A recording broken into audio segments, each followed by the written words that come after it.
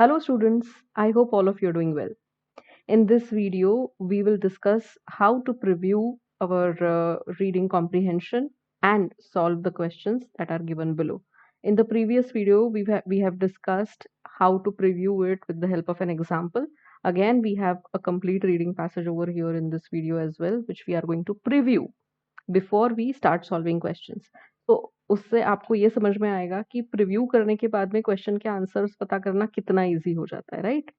तो अभी हमने एवरेज डिफिकल्टी लेवल लिया है, बहुत ज़्यादा डिफिकल्टी लेवल नहीं है और ज़्यादा कम भी नहीं है। सो आपको थोड़ा authors tone, authors view point, ये सब चीज़ें समझ में आएंगी और ये भी समझ में आएगा कि प्रीव्यू करने से कितना आसान हो जाता है क्वेश्चंस के आंसर फाइंड आउट करना। ठीक है, तो चलिए हम स्टार्ट करते हैं प्रीव्यूइंग। अब यहाँ पर हमें बोल्ड या इटैलिक्स में कुछ नहीं दिया हुआ है, ना ही कोई टाइटल है, तो हमको बिना टाइटल के ही ये प्रीव्यू करना है, बिना बोल्ड और इटैलिक्स के ही प्रीव्यू करना है। तो हम कैसे करेंगे? सबसे पहले हम पढ़ेंगे फर्स्ट सेंटेंस। सेंटेंस ये रहा, तो चलिए पढ़ते हैं। The 20th and 21st centuries have witnessed an unprecedented surge in scientific discoveries and technological advancements. तो हम scientific discoveries और technical advancement की बात करें 21st और 20th century की, तो काफ़ी ज़्यादा बढ़ गई है ये, राइट? तो हम ये समझ में आ जाता है हमको इस फर्स्ट सेंटेंस से कि हम बात करने वाले हैं 20th और 21st सेंचुरी के साइंटिफिक डिस्कवरीज और साइंटिफिक टेक्नोलॉजिकल डेवलपमेंट्स के बारे में, राइट? सो उसी एंगल में अपना दिमाग आप फिक्स करें और अब कुछ की वर्ड्स, कुछ चंक ऑफ वर्ड्स पढ़कर हम समझेंगे कि क्या दिया गया है इस पर्टिकुलर पैराग्राफ में। Age of science, human life transformed every aspect, human life, medicine to communication, transportation to entertainment,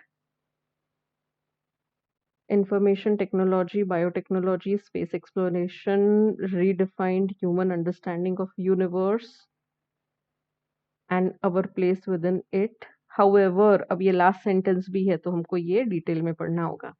However, with these advancements have come significant ethical, environmental and societal challenges। तो इसके साथ साथ ethical, environmental और societal challenges भी हमारे सामने आए हैं। ओके, तो चलिए नेक्स्ट पढ़ते हैं।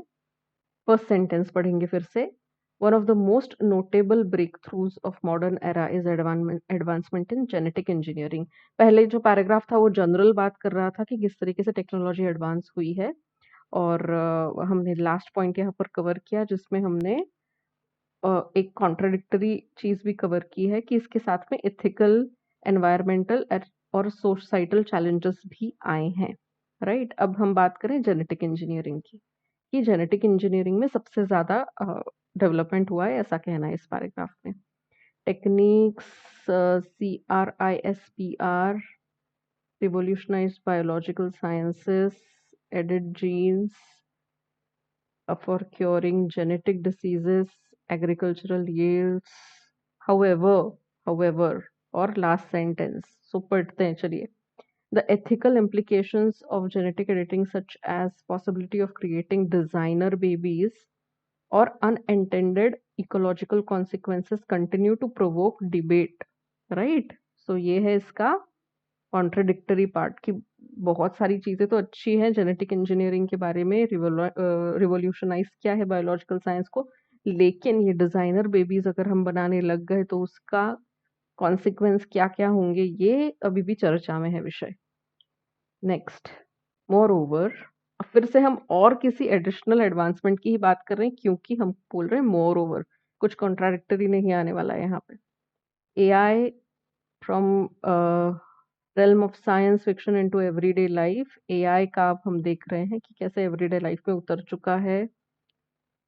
Innovations in healthcare, finance, creative fields, quality of life, displacement, privacy, but concerns about job displacement, privacy, decision making, accountability remain unresolved. AI can diagnose disease faster than human doctors when AI makes error in the serious concern। So कौन responsible होगा अगर AI mistake करता है, human doctors तो human doctor से responsible होते हैं, but AI के केस में कौन रिस्पॉन्सिबल होगा, राइट? फिर हम एकदम से जाते हैं space exploration. Space exploration, another hallmark of modern scientific development has also seen rapid growth. Companies SpaceX, Blue Origin, Field once dominated government space agencies. Cost to space travel, human life beyond Earth have reignited public interest in space exploration. However, critics argue that such pursuits often divert resources from addressing pressing issues on Earth: climate change, poverty, public health. Okay, next पढ़ते हैं. First sentence हमेशा पढ़ना है. Perhaps the most urgent issue facing humanity today is environmental crisis, rapid industrialization, technology, last century toll on planet, climate change, burning of fossil fuels, ecosystem, human societies worldwide. While science offers solutions, renewable energy, a political will to implement these solutions often is lacking. Intersection of scientific innovation, environmental responsibility remains critical challenge for modern civilization. ठीक है. Next. In conclusion, modern era of scientific development offers immense potential for progress, but also possesses serious questions about the future of humanity. The balance between technological advancement and ethical, environmental, and societal responsibility will determine the legacy of this age of science. Right, ये हमारा हो गया previewing. इस तरीके से हमने पूरा passage preview कर लिया है.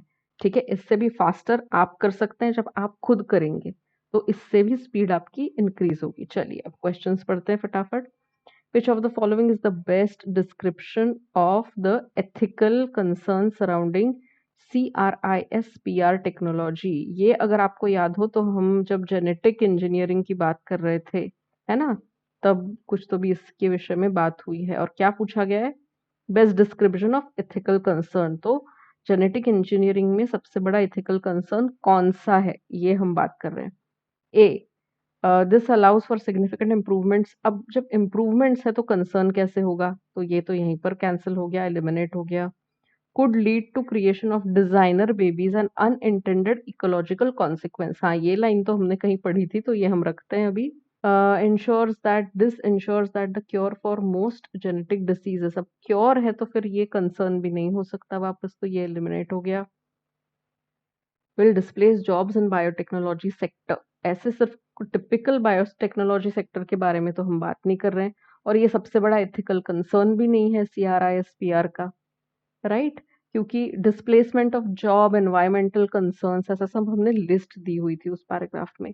तो अगर इसका और इसका हम कंपैरिजन करें तो ये ज्यादा पलड़ा इसका भारी है ना, तो इसीलिए ये जो है ये वापस भले ही ये कंसर्न को दर्शाता है, लेकिन सिर्फ एक छोटा पॉइंट दर्शाता है कंसर्न का. It is not more appropriate when we compare point B and D. अभी भी बी ही सबसे ज्यादा इंपॉर्टेंट कंसर्न लग रहा है, तो ये भी कैंसिल हो जाएगा.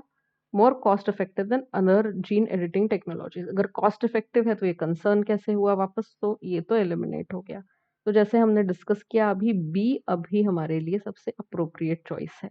ओके, ये सब हम क्यों कर पाए? क्योंकि हमने ऑलरेडी यहाँ पर प्रिव्यू करके रखा था, हमको वापस रिविजिट करने की भी जरूरत नहीं पड़ी. लेकिन चलिए रिविजिट कर लेते हैं, क्योंकि आपको भी समझ में आना चाहिए, right? Techniques such as CRISPR have revolutionized biological sciences by allowing this, has opened this ethical implication. हम जब ethical implication की बात कर रहे हैं तब हम बात करते हैं genetic editing, possibility of creating designer babies and unintended ecological consequence. हम कहीं ये बात नहीं कर रहे हैं कि environment का क्या होगा, कहीं हम ये बात नहीं कर रहे हैं कि jobs चले जाएंगे इसके कारण. जब हम ethical implication की बात कर रहे हैं तो हम बात कर रहे हैं डिजाइनर बेबी बनेंगे और उसका अनइंटेंडेड इकोलॉजिकल कॉन्सिक्वेंस होगा, इसकी हम बात करेंगे. ओके, तो इसीलिए बी ही हमारा करेक्ट ऑप्शन है. नेक्स्ट क्वेश्चन क्या है हमारा? Why is there concern about artificial intelligence in health care according to the passage. अब इसका एआई का सबसे बड़ा कंसर्न क्या है? Why is there concern about AI in health care? क्या कंसर्न है? Will increase health care cost significantly? नहीं, ऐसा तो हमने कुछ नहीं कहा है कि एआई के कारण कॉस्ट इंक्रीज हो जाएगी। कहाँ बात कर रहे हैं हम? देखिए, अब प्रीव्यू करके रखा है तो हमको पता है कौन से इसमें। देखिए, एआई हमने अंडरलाइन भी करके रखा है। सो ये रहा एआई। एआई में क्या बात कर रहे हैं? कंसर्न। देखिए, कंसर्न वर्ड आया यहाँ पर, तो ये वाला सेंटेंस पढ़ते हैं जरा ध्यान से। AI has the potential to optimize industries and improve quality of life, but concerns about job displacement, privacy, and decision making accountability remain unresolved. For instance, while AI can diagnose disease, decision making accountability, right? इसका हमने example यहाँ दिखा था हमको कि diagnose तो faster कर लेगा ह्यूमन डॉक्टर से, लेकिन क्वेश्चन क्या है कि अगर कुछ गड़बड़ हो गई तो AI makes an error is a serious concern, तो अकाउंटेबल कौन होगा? ये सबसे बड़ा कंसर्न है, राइट? तो ये हमने पढ़ा एक और बार। देखते हैं इसका आंसर क्या होगा। AI will increase health care cost significantly, ये तो कहीं बात नहीं कर रहे। Precision of human doctors in diagnose, नहीं, उल्टा हम कह रहे हैं कि ये तो कर लेगा easily. The accountability for errors made by AI systems is unclear, ये हो सकता है क्योंकि यही बात कर रहे हैं हम, right? Incapable of learning from its mistakes in health care, नहीं, ऐसा भी। Will replace human doctors completely leading to job loss, ऐसा भी हम कहीं नहीं कह रहे हैं। सो हम इसी की बात कर रहे हैं, हम बात कर रहे हैं अकाउंटेबिलिटी की, कि ये सबसे बड़ा कंसर्न है when it comes to AI, right? तो चलिए थर्ड क्वेश्चन की ओर चलते हैं। What is the author's perspective? अब ये ऑथर्स पर्सपेक्टिव वाला क्वेश्चन है on space exploration by private companies like SpaceX and Blue Origin. क्या कहना चाहता है स्पेस एक्सप्लोरेशन के बारे में ऑथर? तो ये देखिए, एआई के बाद जो हम बात कर रहे हैं वो शायद स्पेस एक्सप्लोरेशन की ही बात कर रहे हैं, तो हम देखते हैं ये। हाँ, है ना? Private companies like SpaceX have entered a field once dominated by government. Their efforts to reduce the cost of space travel and explore potential for, have reignited public interest. However, critics argue that such pursuits often divert resource from addressing pressing issues on Earth, such as climate change, poverty, and public health. तो अगर आप देखें तो author क्या कह रहा है यहाँ पर? ऑथर ये जरूर कह रहा है कि ये सारी कंपनीज आई हैं स्पेस एक्सप्लोरेशन में, और ये होने के साथ-साथ इन्होंने कॉस्ट इफेक्टिव भी कर दिया है इसको धीरे-धीरे आकर। लेकिन कहीं न कहीं ये ज़रूर बात होती है कि सारे रिसोर्सेज़ जो है ना वो डाइवर्ट हो जाते हैं मेन मुद्दों से। मेन मुद्दा क्या है? Climate change. धरती का भी मेन मुद्दा क्या है? क्लाइमेट चेंज है, गरीबी है, पब्लिक हेल्थ सेक्टर है। ये सारी चीज़ों से डेविएट हो जाता है। तो ये कहना है। अब देखते हैं ऑथर्स पर्सपेक्टिव। ऑथर्स का भी, ऑथर अगर क्रिटिक की बात लेकर आ रहा है तो कहीं न कहीं ऑथर ये कहना चाह रहा है ना हमको कि ये सारी चीज़ें अच्छी है, लेकिन हाँ, कुछ है जो अभी भी प्रॉब्लमैटिक है। उस पे अगर काम हो सके तो और भी अच्छा होगा, right? The author supports it unconditionally as it reignites public interest in space. नहीं, बिल्कुल नहीं, इफ्स एंड बट्स हैं उसमें। The author is skeptical and believes that government agencies should dominate space. नहीं, हाँ, वो ये नहीं कह रहे हैं कि गवर्नमेंट ने आके हाथ बटाना चाहिए, कहीं पर भी नहीं। The author believes it diverts attention and resources away from urgent issues on Earth. जी हाँ, इसकी बात जरूर की गई है। The author feels it is a necessary step for advancement of science. नहीं, फिर ये कंसर्न कैसे हुआ? राइट, हम बात कर रहे हैं, सॉरी, ऑथर्स पर्सपेक्टिव की बात कर रहे हैं private companies for space exploration. It is necessary step for advancement, नहीं, ऐसी भी कहीं बात नहीं कर रहे हैं। वो नहीं कह रहा है कि ये नेसेसरी स्टेप है। इनफैक्ट ये बता रहा है कि इसके कारण जो है रिसोर्सेज डाइवर्ट हो रहे हैं, right? The author believes it has limited potential and is waste of resources. नहीं, ऐसा भी वेस्ट ऑफ रिसोर्सेज आपको ऐसा लग सकता है कि हाँ, रिसोर्सेज की बात तो इसमें भी की गई है, ये भी बोल रहे हैं कि वेस्ट ऑफ रिसोर्सेज है। लेकिन जब आप ऑप्शन ई और ऑप्शन बी देखेंगे, सॉरी सी देखेंगे, तो इसमें आपको लगेगा ये कि ये ज्यादा क्लोज है, ये वाला ऑप्शन जो है ना क्लोजर है पैसेज के एज कंपेयर टू दिस।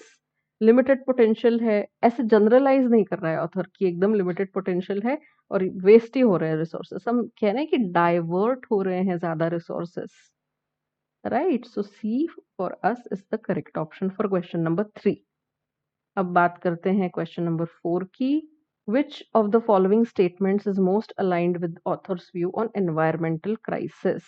अब एनवायरमेंटल क्राइसिस के बारे में देखते हैं, कहाँ पर बात की है एनवायरमेंटल क्राइसिस के बारे में, चलिए देखते हैं। देखिए नेक्स्ट जो है वो एनवायरमेंटल क्राइसिस के बारे में ही बात कर रहे हैं हम यहाँ पे, है ना। और क्वेश्चन क्या पूछा गया है हमारा, which of the following most aligned with author's view on environmental crisis। environmental crisis क्यों हो रहे, क्या हो रहे, रैपिड इंडस्ट्रियलाइजेशन के कारण हो रहे हैं, टेक्नोलॉजिकल एडवांसमेंट के कारण हो रहे हैं, सीवियर टोल लिया है प्लानट पे इस चीज ने, और क्लाइमेट चेंज हो रहा है, फॉसिल फ्यूल्स बहुत ज़्यादा हम यूज़ कर रहे हैं उसके कारण क्लाइमेट चेंज हो रहा है, ये इकोसिस्टम जो हमारा है उसको हिला रहा है कहीं ना कहीं। वाइल साइंस ऑफर सॉल्यूशंस, कोई सॉल्यूशंस भी है, जैसे रिन्यूएबल एनर्जी सोर्सेस है, कार्बन कैप्चर टेक्नोलॉजीज है, द पॉलिटिकल, लेकिन जो पॉलिटिकल विल है इसे इम्प्लीमेंट करने की वो कहीं हमको दिखाई नहीं पड़ रही है अभी तक। मेन प्रॉब्लम ये है, सॉल्यूशंस है लेकिन उसका इम्प्लीमेंटेशन नहीं है, राइट। ये कहना है उस ऑथर का। तो चलिए देखते हैं हम सारे ऑप्शंस वे करेंगे। The environmental crisis is the result of scientific advancement itself, नहीं ये तो बहुत ओवर जनरलाइजेशन हो गया, और ऐसा कुछ नहीं कह रहा है कि साइंटिफिक डेवलपमेंट के कारण, एडवांसमेंट के कारण एनवायरमेंटल क्राइसिस हो रहे हैं, ऐसा नहीं कहा है उसने कहीं पर भी। Can provide solutions but political will to implement them is lacking, yes ऐसा वो कह रहा है clearly. Climate change is exaggerated and science does not offer, इससे तो बिल्कुल अपोजिट कह रहा है, वो कह रहा है कि क्लाइमेट चेंज हो रहा है फॉसिल फ्यूल्स बहुत ज्यादा बर्न करने के कारण, right. Environmental crisis can be solve only through economic reform, ये तो कहीं नहीं बोला है उसने, राइट। तो ये eliminate, space exploration will eventually help in solving the environmental crisis, ये भी कहीं नहीं कहा है। तो यहाँ तो डायरेक्ट विनर हमारे पास है ऑप्शन बी, राइट। क्योंकि इसमें कहा गया है कि provide solutions, advance can provide solutions but political will to implement them is lacking, which is directly present in the paragraph, right? Okay. Now, what is the central theme of the passage? क्या है central theme? Scientific advancement has had only negative impacts. नहीं, negative tone नहीं है author की, is inevitable but it must be balanced with ethical and environmental consideration. ये है balanced view, क्योंकि author का भी balanced ही view है इसके लिए। Future of humanity depends, genetic engineering, AI नहीं, ये तो माइनर आइडियाज हुए पैराग्राफ के, जो मेन ये है ना वो ऑप्शन नंबर बी में दिख रहा है अभी तक, उसका main crux. Space exploration is most critical scientific endeavour of the modern era, नहीं, is the only challenge worth addressing with modern science, नहीं। हम बात कर रहे हैं इस पैसेज के सेंट्रल थीम की, और सेंट्रल थीम में बैलेंस्ड व्यू ही आना चाहिए, क्योंकि हमने जब पढ़ा हमने ये देखा कि ऑथर का भी व्यू एकदम बैलेंस्ड है, वो कहीं पर भी ये नहीं कह रहा है कि टोटली साइंटिफिक डेवलपमेंट रिस्पॉन्सिबल है और पूरी तरीके से बंद कर देना चाहिए। लास्ट सेंटेंस में अगर आप देखेंगे ध्यान से तो उन्होंने यही कहा है, ऑथर ने यही कहा है, modern offers immense potential progress. The balance between technological advancement and ethical, environmental, and societal responsibility will determine the legacy of this age of science. ये conclude किया है, ये उसका crux है. Okay. So guys, I hope you have understood, you have realized that how easy it becomes for us to identify correct answers, to choose correct answers when we have previewed the para. So you have to do this process simultaneously. थोड़ा preview कर लिया para, question पढ़ लिया, question पढ़ने के बाद में वापस एक बार रिविजिट करके एक लास्ट चेक कर लिया कि क्या लिखा हुआ था, and are we arriving at the correct answer और नॉट। ये जो प्रोसेस है अगर आप ये साइमल्टेनियसली कर लेते हैं तो there are higher chances of you getting correct answers for the questions that are given below in the reading comprehension, right. चलिए, सो आई होप प्रीव्यूइंग का इम्पोर्टेंस आपको समझ में आ गया होगा। हम कोशिश करेंगे कि हम ऐसे आरसीज अब सॉल्व करते रहें, right. So please stay tuned, अगले वीडियो में हम एक और रीडिंग कॉम्प्रिहेंशन सॉल्व करेंगे, ऐसे ही कई सारे क्वेश्चन सॉल्व करेंगे, and you will understand how to preview, how to find out answers through that process as well. So see you in the next video.